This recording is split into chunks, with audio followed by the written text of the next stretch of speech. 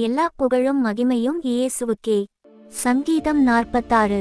தேவன் நமக்கு அடைக்கலமும் பெலனும் ஆபத்து காலத்தில் அனுகூலமுமான துணையுமானவர். ஆகையால் பூமி நிலைமாறினாலும் மலைகள் நடுச்சமுத்திரத்தில் சாய்ந்து போனாலும் அதின் ஜலங்கள் கொந்தளித்து பொங்கி அதின் பெருக்கினால் பர்வதங்கள் அதிர்ந்தாலும் நாம் பயப்படோம். சேலா. ஒரு நதியுண்டு, அதின் நீர்க்கால்கள் தேவனுடைய நகரத்தையும் உன்னதமானவர் வாசம் பண்ணும் பரிசுத்த ஸ்தலத்தையும் சந்தோஷிப்பிக்கும். தேவன் அதின் நடுவில் இருக்கிறார், அது அசையாது. அதிகாலையிலே தேவன் அதற்கு சகாயம் பண்ணுவார்.